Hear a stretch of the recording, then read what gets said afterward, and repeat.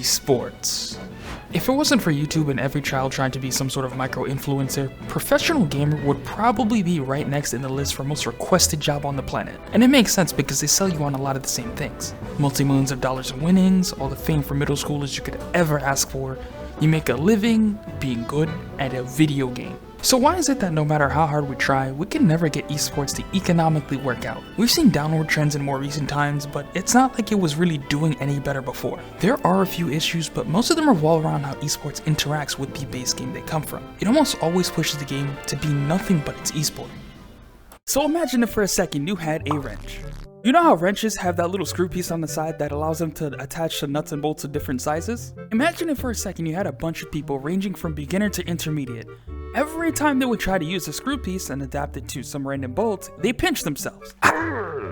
And this was due to a manufacturing error by the company. Eventually they get sick and tired of it, they start calling the company receives enough complaints, and they eventually change the product. All fine and dandy. Anyone trying to make money selling wrenches would do this. But let's add a bit more context to that.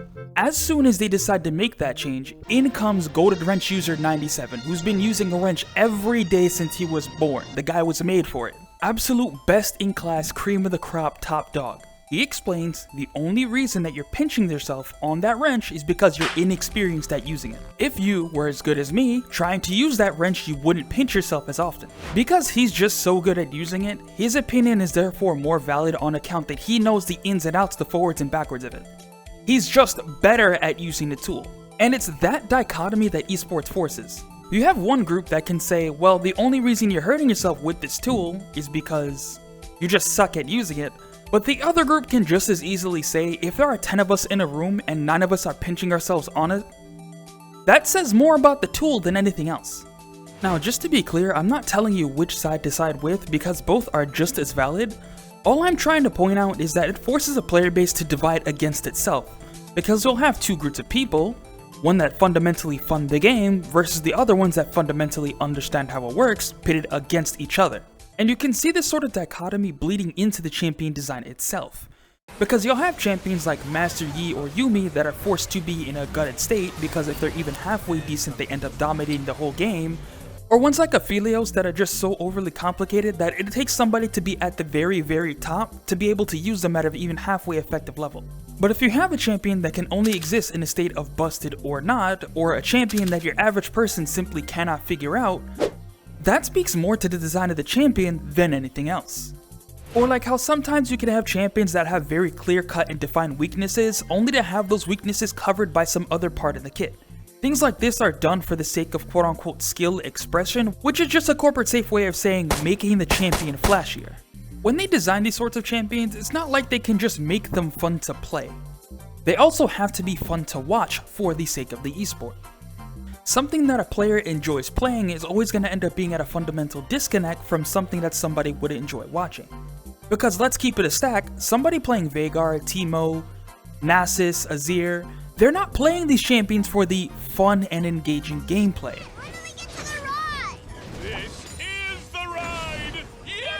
Playing well should always naturally come first, but then you also have to think about how it affects the esport. Any company would naturally cater to the average consumer over anything else, because they stand to make more catering to the bottom 90% than they ever will the top 10%. But how come when it comes to esports, this idea reverses completely? What does esports have that inherently makes them cater to a group that oftentimes makes them lose money? And it generally boils down to their inability to loss lead. It's not enough that esports serves as marketing for the game, they just want them to exist as independent revenue streams. Instead of just using the esport as a way to advertise the game and then making that back up in game sales and DLC purchases, they want it to be a spectacle. Something of a household name that you would watch on TV. Like, they treat it like you're watching a basketball game for some reason. But because of how it's fundamentally designed, it's impossible for them to just not loss lead. The game is designed with the top 1% of people in mind because what happens at the bottom 99% of the time is not conducive to what somebody would want to watch given an esports setting. People want to see something fun, interesting, flashy, showboaty, not necessarily something cool, calm, and methodical. Which is why if you notice, a lot of the champions that seem to be released come out with some sort of weird, flashy VFX or something super showboaty, something that looks good on camera. But the problem with this sort of design is how it fundamentally changes the game at the bottom 99%, because now you have a bunch of characters with like 80 different flashes, backflips, and blinks that end up overshadowing the other characters in the roster, the ones that actually represent what people are playing. Now, it's not like there's necessarily wrong with intrinsically tying your game to be something showboaty and flashy, because the biggest issue that's going to trump everything is market appeal. I'm just gonna keep it a stack. You can't put a bunch of geeks in a $1.1 billion stadium and then think they're gonna fill it up in the same way somebody from the NBA can. Like, I'm sorry, that they just don't have that same pull. Games like this only matter to other people playing the game, which already exist in their own little microcosm on the internet. Nobody knows who these people are except other people that play the game. Hell, there are people within the game that have never heard of any of these people.